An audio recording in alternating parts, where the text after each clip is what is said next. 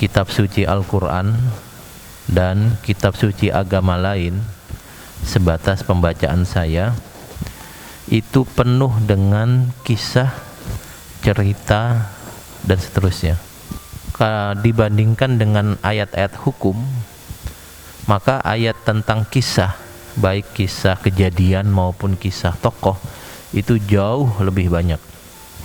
Baik cerita tentang peristiwa kiamat, peristiwa penciptaan alam dan seterusnya, atau kisah tentang tokoh. Mengenal sosok iblis. Nah, iblis itu di Al-Quran disebut namanya sebanyak 11 kali. Itu artinya iblis termasuk tokoh penting. Al-Quran kemudian merekam beberapa kisah tentang iblis. Yang paling dominan adalah kisah iblis bersama Adam dan pasangannya, yaitu Ibu Hawa. Nah, kita tahu kisahnya.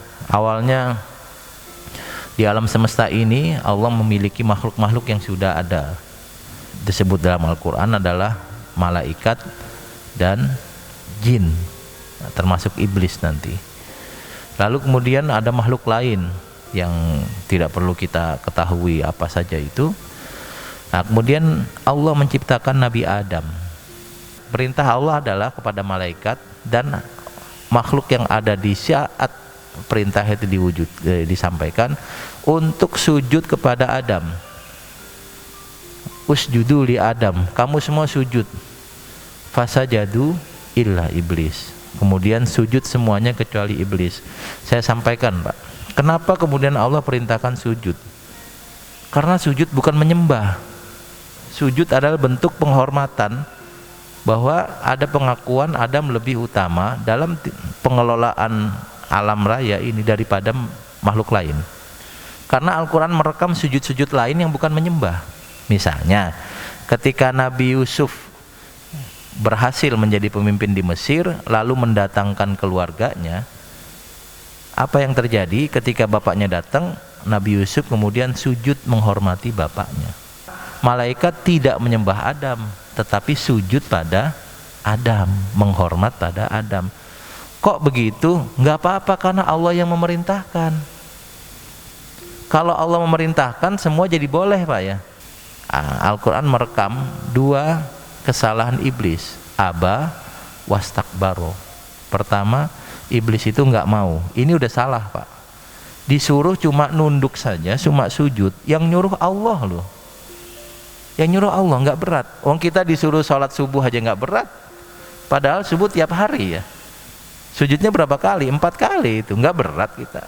Iblis itu aneh menurut saya. Iblis songong, sombong pada Tuhan. Ini yang nggak boleh, Pak. Potensi untuk dimaafkan Tuhan sangat besar. Masalahnya dia sombong, dan sombongnya ini berkelanjutan. Ketika sudah tahu salah dan yang dia salah, yang dia durhakai adalah Tuhan, dia tidak minta maaf.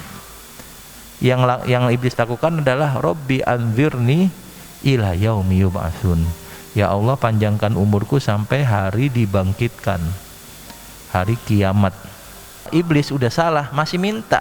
Harusnya kan dia punya permintaan digunakan untuk meminta maaf, tapi iblis nggak mau meminta maaf. Dia gunakan minta dipanjangkan umur. Dari sini kita tahu bahwa iblis nggak bisa mati, Pak, sampai hari kiamat.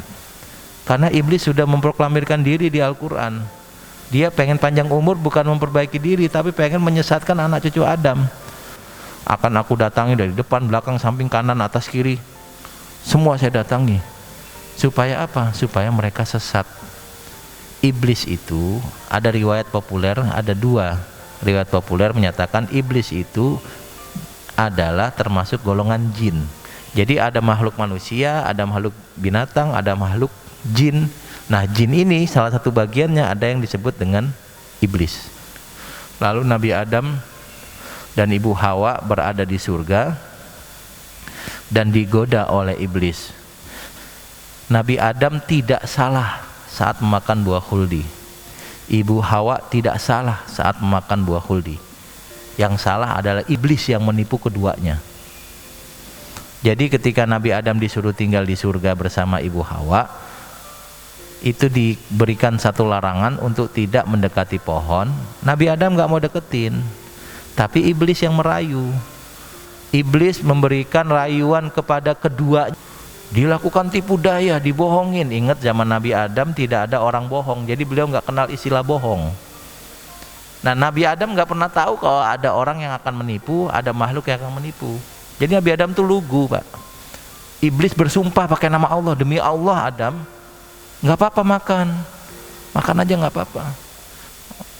Nah, Nabi Adam karena mendengar kata demi Allah dan Ibu Hawa mendengar kata demi Allah, nah, beliau berdua memakan. Jadi yang salah bukan Adam, apalagi Hawa bukan.